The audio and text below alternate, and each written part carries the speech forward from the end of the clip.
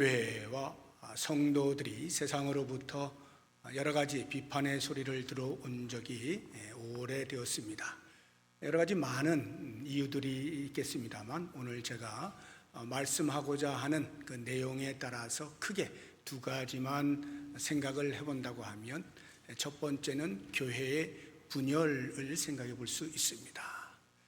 예수 그리스도께서 이 땅에 오셔서 평화를 선언하시고 하나님의 사랑으로 이 땅에 오셔서 십자가에서 죽으신 그 놀라운 복음을 날마다 선포하고 있지만, 실제로 신앙 공동체 교회 안에서는 반목과 대립과 미움과 다툼과 분쟁들이 끊임없이 일어나는 것이 현실입니다. 이러한 모습을 보고 있는 세상은 복음과는 너무도 상반된 모습을 보이는 우리 교회에 대하여 당연히 질타의 소리를 내게 되어 있죠. 오랫동안 우리는 이러한 분열의 역사 속에서 부끄러운 얼굴을 가지고 있습니다. 또 하나의 비난의 소리라고 한다면 우리의 삶의 세속화라고 볼 수가 있습니다. 세속화라고 하는 것은 다른 것이 아니라 적어도 세상이 예수 믿는 사람은 이렇게 다르겠거니 하는 생각이 있죠. 물론 그것은 그 사람의 생각에 불과하겠지만 적어도 성경이 우리에게 이야기하는 바, 거룩의 삶을 살게 하시는 내용을 따라서 우리 성도들이 잘 살아낸다면 세상은 우리에게 비난할 이유가 없겠죠. 그런데 살아보니, 함께 섞여서 살아보니 너와 내가 별로 다르지 않다 하는 느낌을 받게 될 때 세상은 성도들을 향해서 너하고 내가 다른 게 뭐가 있냐 하면서 질타를 하죠. 하나님의 거룩하심처럼 거룩하거나 성결을 유지하거나 윤리와 도덕의 삶을 살지 못하는 그러한 실종된 모습들이 세상으로부터 비난의 소리를 듣게 되어지는 것입니다. 이 두 가지는 우리 한국교회와 성도들이 평생 동안 풀어야 할 숙제라고 생각합니다. 물론 우리 한국교회 그리고 성도뿐만은 아닙니다. 이 땅에 있는 모든 교회와 성도는 여전히 불완전하기 때문에 이러한 두 가지 문제로부터 자유롭지는 못합니다. 끊임없이 그 문제를 해결해 나가는 노력을 기울여야 되는데요. 이 땅의 그러한 성질을 누구보다 잘 알고 계시는 예수님께서 십자가에서 못 박혀 죽으시던 전날 밤 제자들과 함께 제후의 만찬도 하시고 세족식도 하시고 여러 가지 많은 말씀들을 해주신 후에 마지막으로 그들을 위해서 기도를 하시죠. 제자들과 이제 마지막 십자가의 죽으심을 앞둔 상태에서의 기도이기 때문에 우리는 그 기도를 고별 기도다 또는 유언 기도다 이렇게 말하고 있습니다. 물론 그 당시에 제자들은 영문을 알지 못한 채 예수님의 기도를 들었을런지 모르겠습니다. 그 내용이 요한복음 17장에 나오는데 17장에 예수님의 기도의 내용들을 쭉 보다 보면 오늘 제가 지금 이야기한 이 두 가지 문제에 대하여 예수님도 깊이 인식을 하신 것처럼 기도하고 있는 모습을 볼 수가 있습니다. 먼저 요한복음 17장 11절 말씀을 보시게 되면 나는 세상에 더 있지 아니하오나 그들은 세상에 있사옵고 나는 아버지께로 가옵나니 거룩하신 아버지여 내게 주신 아버지의 이름으로 그들을 보전하사 우리와 같이 그들도 하나가 되게 하옵소서. 교회의 하나됨을 위하여 기도하고 있으신 모습을 볼 수가 있습니다. 분열이 아니라 하나됨을 위하여 기도하시는 거예요. 그만큼 교회의 하나됨이라고 하는 것이 쉽지 않은 문제인 것을 예수님의 기도를 통하여 알 수가 있습니다. 그리고는 이어서 곧바로 교회의 거룩함, 성도의 거룩한 삶을 위하여 계속 기도하십니다. 17절 보시게 되면 그들을 진리로 거룩하게 하옵소서. 아버지의 말씀은 진리니이다. 진리신 하나님의 말씀을 통하여 성도들이 거룩하게 되기를 간절히 기도하시는 예수님의 모습을 볼 수가 있습니다.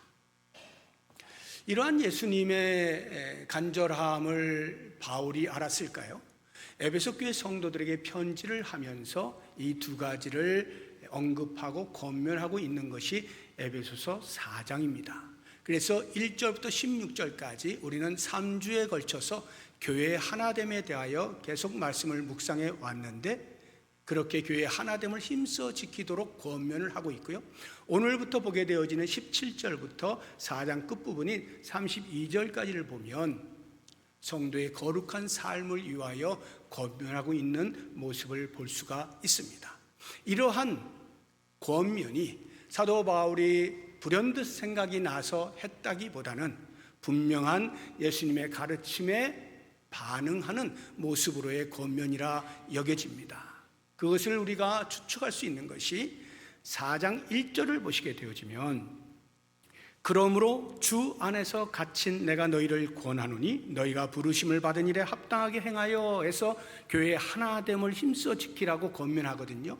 여기서 주 안에서라고 하는 말은 곧 예수 그리스도의 이름으로 예수 그리스도의 권위에 힘입어, 이런 말입니다.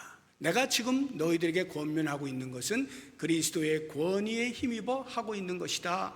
내 마음대로 말하는 게 아니야. 잘 들어야 된다. 이렇게 말씀하고 있는 거예요. 교회 하나됨이 그리스도의 원하심이라는 말이죠. 그런가 하면 17절에도 똑같이 반복하여서 그러므로 내가 이것을 말하며 주 안에서 증언하노니 하면서 교회의 거룩함, 성도의 거룩한 삶을 권면하고 있어요. 여기서도 마찬가지로 주 안에서 증언한다는 것은 예수 그리스도의 이름에 힘입어 그 권위에 따라서, 이런 말씀이거든요.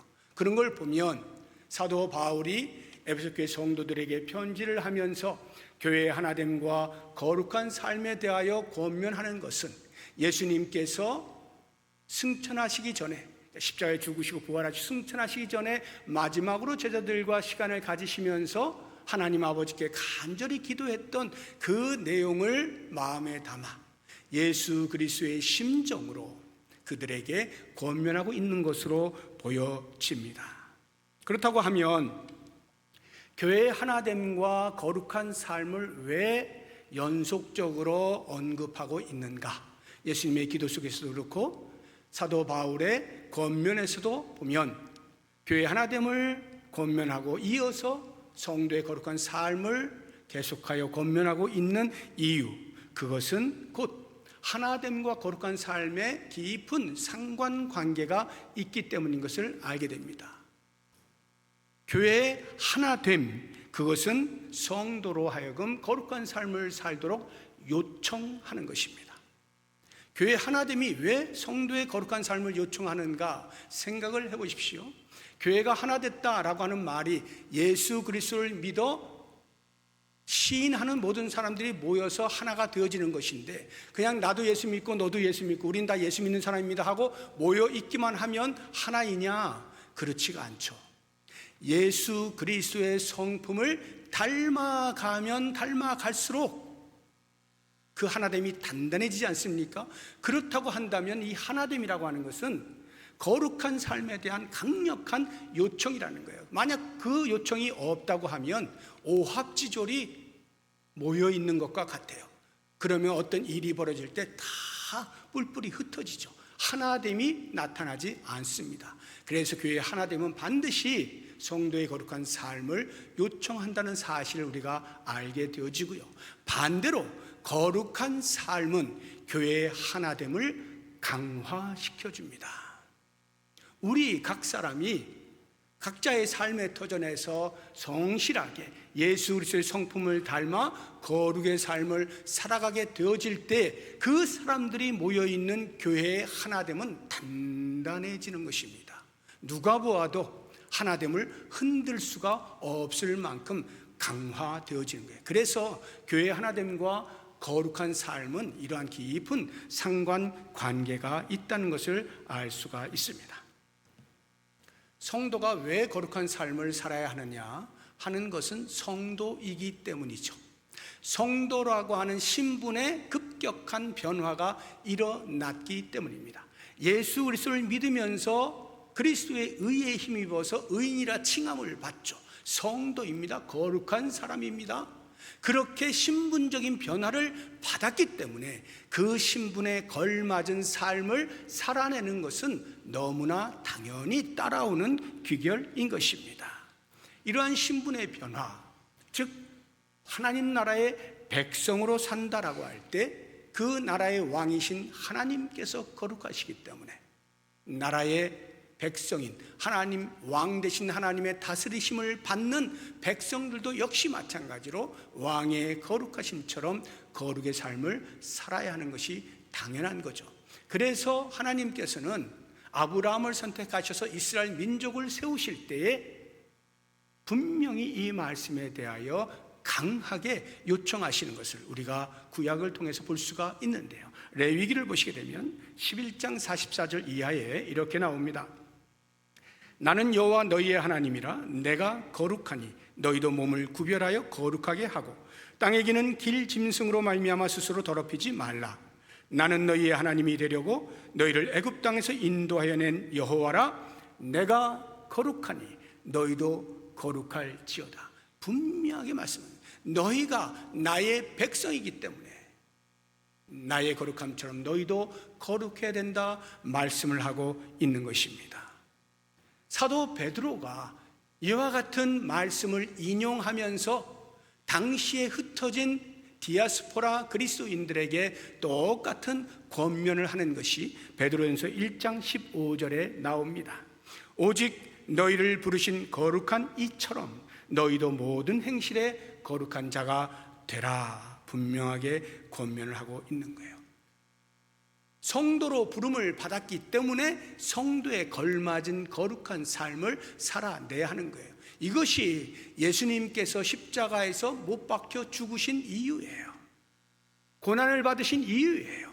피 흘리신 이유입니다. 히브리 기자가 우리에게 그것을 알려주고 있습니다. 히브리서 13장 12절 보면 그러므로 예수도 자기 피로써 백성을 거룩하게 하려고 성문 밖에서 고난을 받으셨느니라. 주님께서 왜 피를 흘려 십자가에 죽으시는 고난을 기꺼이 감당하셨는가? 우리를 거룩하게 하시기 위함이라 말씀하고 있는 것입니다. 그래서 오늘 말씀의 본문에 보게 되어지면요, 옛사람과 새사람 두 사람이 나옵니다. 그런데 이 두 사람을요 아주 흥미롭게도 옷의 비유를 합니다. 옛사람은 벗어버리고 새사람을 입어라, 이렇게 옷에 비유하여 두 사람을 대비하고 있는 것을 볼 수가 있어요. 중요한 것은 옛사람은 벗는 것입니다. 새사람은 입는 것입니다. 잘 들으셔야 돼요. 옛사람의 옷에 새사람의 옷을 덧입는 게 아니에요. 옛사람을 벗어버리고 새사람을 입는 겁니다. 왜냐? 옛사람의 옷, 그것은 새사람이 입기에는 맞지 않거나 어울리지 않기 때문이기도 하지만 옛사람의 옷은 너무나 더럽고 냄새가 나요. 그래서 그 위에 새사람을 덧입어 봐야 겉으로는 새사람인 것처럼 보일는지 몰라도 그 냄새와 더러움을 비껴갈 수가 없는 거예요. 그렇기 때문에 우리는 옛사람을 완전히 벗어버리는 겁니다. 그리고 새사람을 입어야 하는 것입니다. 옛사람과 새사람의 구분이 어떻게 됩니까? 예수 그리스도를 믿는 시점을 중심으로 해서 구분하죠. 그래서 예수 그리스도를 믿기 이전을 옛사람, 예수 그리스도를 믿고 난 이후를 새사람이라고 이야기를 하고 있는 거예요. 그러면 옛사람이라고 하는 것은 예수 믿기 이전에 내가 가지고 있었던 생활의 방식, 생활의 기준, 본성, 가치관, 세계관이에요. 그러면 예수 그리스도를 믿고 나서 바뀌게 되어진 생활의 양식과 기준과 본성과 가치관과 세계관은 새 사람입니다. 그래서 과거에 예수를 알기 이전에 내가 세상으로부터 얻었던 자연스럽게 습득했던 습관이 되었던 그러한 생활 양식들을 다 내어버리고 이제 그리스도께서 말씀을 통하여 우리에게 들려주시는 하나님 나라의 백성으로서의 삶의 모습을 갖추어 나가는 것이 새 사람을 입는 거예요. 그래서 오늘 말씀의 제목이 새 사람을 입으라 하는 것인데, 이때 새 사람이 되기 위하여 무엇을 하라는 것이 아니라 새 사람이 되었으니 새 사람다운 삶으로 옷을 입어라, 이 말이에요. 우리의 삶에 대한 이야기라는 것을 분명히 아시면서 이제 이 옛사람과 새사람의 모습을 대비하여서 사도 바울이 어떻게 들려주고 있는지 같이 한번 보도록 하겠습니다. 우리가 벗어버려야 할 옛사람의 옷의 특성들, 모습들, 어떤 것들이 있는지 17절부터 19절까지 세 절을 통하여서 사도 바울이 이러저러한 이야기들을 쭉 해놓았습니다. 제가 그것을 쭉 읽으면서 우리 성도님들이 듣고 바로 이해하기 쉽도록 나름대로 논리적인 재구성을 해보았어요. 그래서 여러분들이 정리되어진 것을 소개해 드릴 테니까 17절부터 19절에 나오는 모든 내용들이 여기에 함축이 되어 있다 보시면 되고, 논리적으로 이렇게 저를 따라오시면은 옛사람의 모습이 이와 같았던 것이구나 하는 것을 알게 되어질 것입니다. 먼저 옛사람의 모습은 굳은 마음입니다. 18절 보시기 바랍니다. 거기 보시게 되면 마음이 굳어짐으로 이렇게 표현이 되어 있죠. 마음이 굳었다는 말은 죄로 오염이 됐잖아요. 타락해서 죄가 들어와서 죄로 오염이 된 인간의 마음 상태를 의미하는 거예요. 이 인간의 마음이 굳었다는 말은 크게 두 가지를 가지고 있는데, 하나는 지식적으로 우둔해졌다. 마치 길가에 떨어진 씨가 새에 의해서 쪼아먹게 되어짐으로 밭에 열매를 맺지 못하는 것 같이 굳은 마음, 딱딱한 마음이 되었다는 거예요. 하나님의 말씀에 대한 이해가 없어요. 굳어 있어요. 그런 의미도 있고, 또 다른 하나는 의지적으로 강팍해지는 그런 마음을 가리키기도 합니다. 마치 출애굽 당시에 바로 왕이 보여주었던 강팍해진 마음, 의지적으로 반대적으로 생활하려고 하는 그러한 마음들도 여기 굳은 마음에 포함이 됩니다. 그러니까 우둔한 마음이라든지 아니면 의지적으로 강팍한 마음이 다 포함되어진 표현이 굳었다라고 하는 것이에요. 그 다음에 보시게 되면 무지가 나옵니다. 18절 다시 보시게 되면요, 총명이 어두워지고 그들 가운데 있는 무지함과 이렇게 표현이 되어 있죠. 이 무지가 뭐냐 하면 보는데 알아보지 못하는 거예요. 듣는데 깨닫지를 못하는 거예요. 예수님께서 이 땅에 참 빛으로 오셨잖아요. 빛으로 오셨으면 빛이구나 이렇게 알아야 되는데, 어둠 가운데 있는 세상은 예수님의 참 빛 되심을 알아채지 못합니다. 못 봐요. 예수님께서 아무리 진리의 말씀을 선포하셔도 듣긴 들어도 깨닫지를 못합니다. 무시하고 조롱을 할 뿐입니다. 이것이 바로 무지라고 하는 거예요. 또 하나 옛사람의 모습은 영적 죽음이에요. 18절 다시 한번 보시게 되어지면 제일 뒷부분에 하나님의 생명에서 떠나 있도다 이렇게 되어 있죠. 하나님의 생명에서 떠났다는 말은 하나님과의 관계가 단절되었다는 말이에요. 하나님과의 관계가 단절된 것을 영적 죽음이라고 우리는 표현을 합니다. 굳은 마음과 무지로 인하여 하나님과 관계에서 단절된 것일 수도 있고, 하나님과 단절되었기 때문에 굳은 마음과 무지가 생겨난 것일 수도 있어요. 어찌되었든 이렇게 굳은 마음과 무지와 영적인 죽음이 옛사람의 모습이에요. 그러면 이와 같이 하나님으로부터 떨어져 나간 그러한 사람의 삶은 어떠할까? 불감증에 걸리게 됩니다.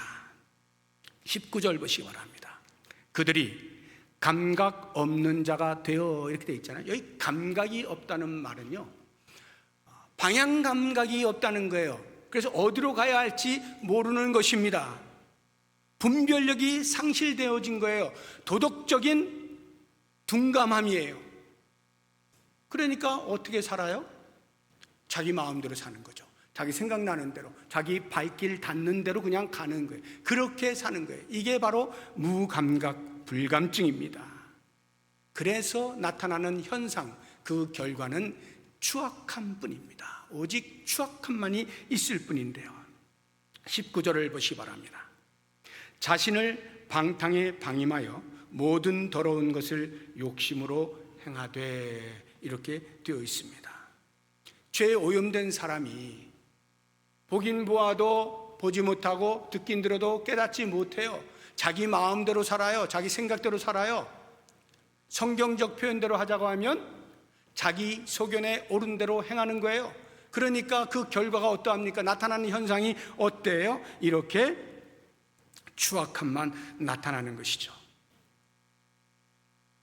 사탄이 이 세상에 심어놓은 거짓 것으로 가득 차 있는 그것을 즐기며 그것을 추구하며 사는 추악함 밖에는 더 이상이 없는 그런 삶을 살게 되는 거예요. 그래서 이와 같은 5가지의 옛사람의 모습을 총체적으로 묶어서 한 단어로 표현하자고 하면 허망하다, 이렇게 표현할 수가 있어요. 허망함입니다. 17절 보시기 바랍니다. 뒷번에 보시게 되면 그 마음에 허망한 것으로 행함같이 행하지 말라 해서 이방인이 이렇다 하는 거죠. 이방인이 뭐예요? 예수 믿기 이전의 사람들, 자연인을 말하는 거죠. 불신자를 말하는 겁니다. 예수님을 알지 못하는 사람의 삶은요, 허망한 마음으로 그것을 추구하며 그냥 행하는 거예요. 이게 무슨 뜻이냐 하면, 사탄이 야, 권력 좋지, 권력을 붙잡고 살아. 야, 인기 좋지, 인기를 붙잡고 살아. 야, 재물 좋지, 재물 붙잡고 살아. 이렇게 이 땅에 심어놓은 거짓된 목표, 그것을 향하여 붙잡으려고 부지런히 노력하는 그러한 인생의 결과, 끝을 보면 허망함 이상이 아닌 거예요. 그냥 허망한 거예요. 다 붙잡았는가 싶었는데 그 마지막을 보니 허망해요. 왜? 사탄이 심어놓은 그러한 인생의 목표라고 생각되어지는 것들이 전부 죄에 오염된 것들이잖아요. 그런 것들을 우리가 움켜잡고 그것이 다라고 생각하고 인생의 목표라고 생각하고 달려왔는데 끝을 보니까 그게 아니거든요. 허망해요. 허망해. 이게 옛사람의 모습입니다. 그렇다고 하면 우리의 삶은 더 이상 이와 같은 옛사람의 생활 방식이나 기준을 따라서는 안 되는 거죠. 옛사람의 본성을 따라서 살면 안 되는 거죠. 옛사람일 때 가지고 있었던 가치관이나 세계관을 가지고 살면 안 되는 거예요. 왜? 우리는 이제 새 사람이 되었거든요. 새 사람이거든요. 그래서 새 사람, 우리가 입어야 할 새 사람의 옷이 무엇이냐 하는 것을 사도 바울이 20절에서 24절까지의 말씀 속에서 우리에게 들려주고 있는데, 왜 우리가 새 사람의 옷을 입어야 되느냐 하는 것을 20절과 21절에서 사도 바울이 이렇게 우리에게 3가지로 이야기를 해주고 있어요. 그 첫 번째가, 우리는 이제 과거의 그런 자연인이 살던 그런 삶의 방식이 아닌 이제 새롭게 그리스도를 믿어 새로운 피조물이 되었으니 그 안에서 우리는 그리스도를 배워왔다 하는 것입니다. 20절 한번 보시기 바랍니다. 오직 너희는 그리스도를 그같이 배우지 아니하였느냐. 여기 그같이는 뭐예요? 앞에 언급되어진 옛사람의 성품, 그런 것처럼 배우지 않았다는 거예요. 예수 그리스도를 배웠다는 거예요. 예수 그리스도를 배웠다, 이게 무슨 말일까요? 복음을 전하는 사람들 또는 가르치는 선생님들, 그들이 전할 때 그 복음의 핵심이 뭐라는 거예요? 예수 그리스도라는 거죠. 예수 그리스도가 핵심인데 그것을 전달받을 때 다름 아닌 그리스도를 배우는 거예요. 예수를 믿는다 하면 그때로부터 가만히 있는 게 아니고 과거의 삶과 똑같이 살아가는 게 아니라 이제는 예수님이 어떤 분인지를 배워가는 거예요. 그렇게 배운 사람들이기 때문에 우리는 과거처럼 살아서는 안 된다 이야기하고 있는 거예요. 예수 그리스도를 배웠다는 말은 우리의 신앙 교육에 있어서의 내용을 말하는 거예요. 우리는 무엇을 배우는가? 예수 그리스도를 배우는 겁니다. 두 번째, 왜 우리는 새 사람의 옷을 입어야 되느냐? 예수 그리스도로부터 들었기 때문입니다. 21절 보시기 바랍니다. 진리가 예수 안에 있는 것 같이 너희가 참으로 그에게서 듣고, 이렇게 얘기했죠. 예수님에게서 들었다는 거예요. 그런데 실제로 에베소 교회 성도들이 예수님으로부터 직접 들었을까요? 아니죠. 이미 지리적으로도 그렇고 시간적으로도 한참 지난 뒤에요. 그러니까 예수님께 직접 들은 사람은 거의 없다고 해도 과언이 아니에요. 그런데 왜 그리스도에게 들었다라고 표현을 할까요? 그것은 예수 그리스도 복음을 전하는 사람들이 전달하는 그것이 곧 예수님이 전하는 것과 다름이 없다라고 말하는 거예요. 결국 우리의 신앙교육의 주체는 사람을 통하여 전달이 된다 할지라도 예수님이 가르치는 것이다, 이렇게 말씀하고 있는 거죠. 예수님이 가르치고 있어요. 예수님이 가르치신 그 말씀을 들어요. 그러니까 우리는 새 사람으로 옷 입어야 돼요. 과거의 옛사람의 성품을 따라 살면 안 되는 것입니다. 또 하나의 이유 세 번째는 예수님 안에서 가르침을 받기 때문입니다. 21절 다시 한번 보시기 바랍니다. 참으로 그에게서 듣고 그 뒤에 또한 그 안에서 예수님 안에서 가르침을 받았을진대. 예수님 안에서 가르침을 받았다, 이게 무슨 말일까요? 진리가 예수님 안에 있고 예수님이 진리이셔요. 그런데 진리이신 예수님 안에서 우리가 가르침을 받았다는 말은 우리가 듣고 배운 모든 내용은 거짓이 없다는 게 참이다, 이런 이야기죠. 교육의 환경을 말하는 거예요. 진리 안에서 우리가 계속 듣는 거예요. 배우는 거예요. 그러니까 나는 몰라서 새 사람으로서의 삶을 못 살았습니다, 이렇게 핑계할 수 없는 존재들인 거예요. 진리를 계속해서 배우고 있는 사람들로서 핑계할 수 없는 그러한 신앙교육의 환경 속에 놓여있는 사람들이 성도인 것이죠. 그렇기 때문에 성도는 이제 새 사람을 입은 자로서 삶의 목표가 달라져야 합니다. 옛사람은요, 이 땅에 있는 것이 삶의 목표예요.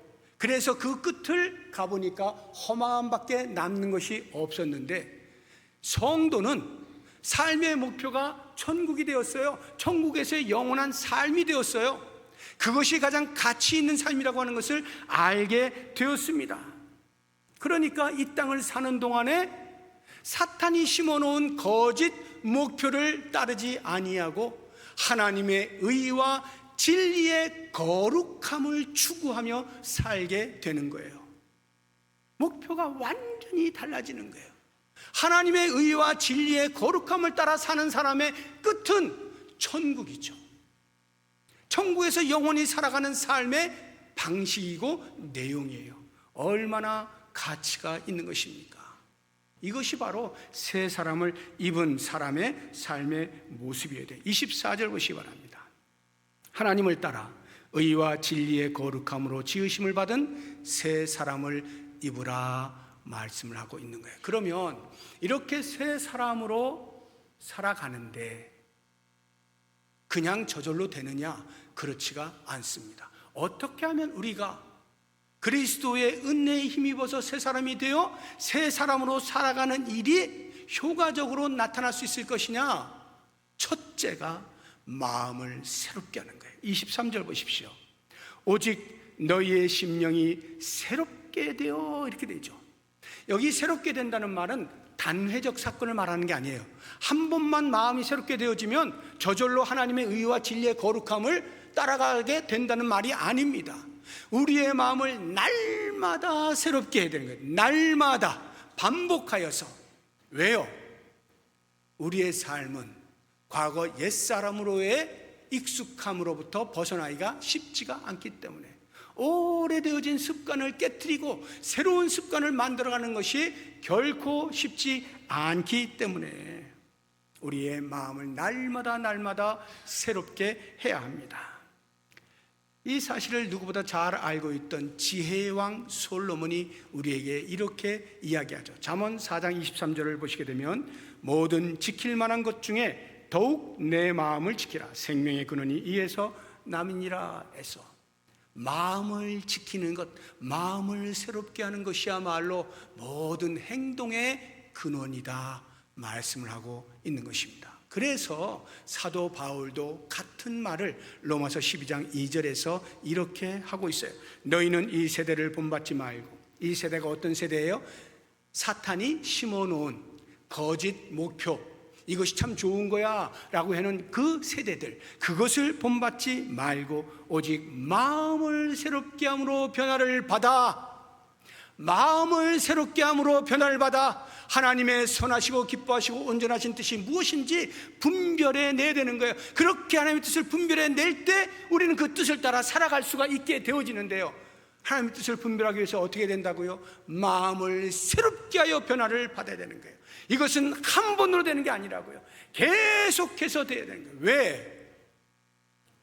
습성의 변화이기 때문에 그래요. 우리의 삶은요, 한 번 해서 되는 게 아니라 습관을 바꾸는 거거든요. 개인적으로 엄마 뱃속에서부터 예수를 믿고 태어나신 분들 계실 거예요. 그런 분들은 인생 자체가 그냥 예수 믿는 사람이잖아요. 인생 자체가 평생에, 그러니까 예수 믿기 이전이 없어요. 이런 분들은 나는 평생에 예수 믿고 산 사람이야 라고 할 수 있겠지만, 인류 역사 전체를 보게 되어지면, 아담 이후로 인류 역사 전체를 보게 되어지면 예수 그리스도의 오시기 이전의 역사가 훨씬 길죠. 그 기간 동안에 이 땅에서 사탄이 지배하면서 사람들에게 심어놓은 옛사람의 성품들, 습관들 생각해 보세요. 얼마나 강력하게 우리의 마음을 지배하고 구석구석에 박혀 있겠어요. 그러한 옛 성품의 습관들을 떼어내고 벗어버리고 새 사람으로의 습관을 만들어내는 데는 오랜 시간이 걸리는 거예요. 그래서 우리의 마음을 끊임없이 점검해야 되는 거예요. 계속해서 새 사람으로, 새 사람으로, 새 마음으로, 새 마음으로 영적인 투쟁을 불사해야 되는 거죠. 이 싸움은요, 생각보다 치열합니다. 왜냐하면 우리는 익숙함에 익숙해 있거든요. 옛사람으로 살아가는 그 삶의 익숙함이 그리스도를 믿고 나서 예수 믿는 사람답게 말씀대로 살아가는 그 어색함보다 훨씬 익숙하거든요. 그러니까 조금만 방심하면 우리는 자꾸 옛날로 돌아가려고 그러는 거예요. 그런 습성이 있게 마련입니다. 이것을 붙잡아다가 다시 새 사람의 습성으로, 다시 새 사람의 습성으로 끊임없는 영적인 투쟁을 해야 되는 거죠. 어마어마한 노력을 기울여야 되는 거예요. 이렇게 노력을 기울일 때 필요한 게 뭐겠어요? 인내죠. 오래 참는 거예요. 오래 참지 않으면요, 보통 우리는 이렇게 말합니다. 야, 내가 살아봤는데 아무리 해도 이거 안 되더라, 이건 안 고쳐져, 아무리 해도 안 고쳐져 라고 이야기하고 싶을 때가 있어요. 그때에 아무리 한 것보다 한 번 더 하셔야 돼. 한 번 더 하셔야 돼. 내 옛 습관이 벗어지고 새로운 습관이 들 때까지 한 번 더 하는 거예요. 아무리 해도 안 되는 거 없어요. 계속 하는 거예요. 주님 오시는 그날까지, 그리스도의 성품에 다다를 때까지, 그리스도의 장성한 분량이 충만한 데까지 이르기 위하여, 그리스도에까지 자라기 위하여 우리는 끊임없이 인내를 품고 노력을 기울여야 되는 거예요. 그것이 바로 새 사람을 입는다 하는 말의 뜻입니다. 이렇게 되어질 때 우리는 마지막 날 주를 만나게 되어지며 천국에 들어갈 때 부끄럽지 아니한 모습으로 당당하게 주님, 제가 이렇게 살았습니다 짓고 하면서 천국 입성을 할 수가 있게 되죠. 원하긴 우리 모든 성도님들, 이 땅을 사는 동안에 잠깐 사는 세상 속에서 그저 익숙함을 따라서 내 옛 성품을 따라 그냥 편한 대로 마음 가는 대로 살래 하지 마시고, 하나님의 말씀이 때로는 나에게 거북하고 부담스럽고 무엇을 못하게 하고 무엇을 하게 하고 복잡한 것이 많이 있다 하더라도 그것을 귀히 여기고 이것이야말로 새 사람 된 내가 입어야 할 옷이라 하는 것 생각하시면서 계속해서 그리스도에까지 자라갈 수 있는 우리 모든 성도들 되시기를 주님의 이름으로 축복합니다. 기도하겠습니다. 오늘 말씀을 생각하면서 이러한 기도 제목으로 같이 기도하는 시간을 갖겠습니다. 내 마음 가는 대로 살고자 하는 옛사람의 옷을 주저없이 벗어버리게 하옵소서 기도하시고요. 영원한 천국의 삶의 소망을 둔 사람으로서 새 사람의 옷을 입게 하옵소서. 하나님의 의와 진리의 거룩을 추구하며 살게 해주십시오. 기도하시고 날마다 마음을 새롭게 하며 그리스도 안에서 자유인의 삶을 경험하고 누리게 해주십시오. 말씀을 생각하면서 우리 다 같이 통성으로 헌신의 기도를 올리겠습니다. 하나님 아버지, 오늘도 주님께서 우리에게 교회의 하나됨을 권면하시고 이후에 성도의 거룩한 삶을 권면하여 주시니 감사합니다.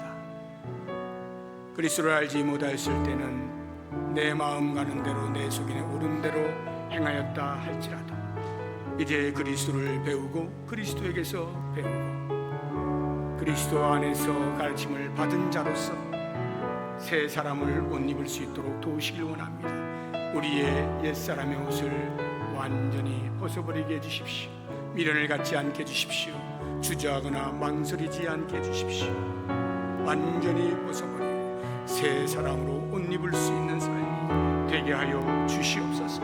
영원한 천국의 소망을 두었습니다. 우리의 삶의 목표가 달라졌습니다. 이제 하나님의 의와 진리의 거룩을 추구하게 해주십시오. 닮아가게 해주십시오. 끊임없이 달려가게 해주십시오. 우리의 마음을 새롭게 해주시길 원합니다. 계속하여 옛사람의 삶으로 나아가려고 하는 우리의 욕심과 유혹들을 끊어내게 하여 주시고 우리의 마음을 점검하여 다시금 하나님의 말씀 앞에 두게 하여 주시고 비록 힘들고 버겁고 부담되는 말씀이라 할지라도 나를 깎아내고 나를 다듬어 내어서 결국에는 그리스도에게까지 자랄 수 있도록 도우시길 원합니다. 하나님 나라에 들어가는 일에 조금도 부끄럽지 아니한 모습으로 살아갈 수 있도록 도우시길 원합니다. 하나님의 거룩하심처럼 우리도 거룩한 삶을 살아갈 수 있도록 함께하여 주시옵소서. 주님의 이름으로 기도드립니다. 아멘. 하나님 아버지, 오늘도 주의 말씀을 통하여 우리의 삶이 어떠해야 하는 것을 배우게 하심을 감사합니다.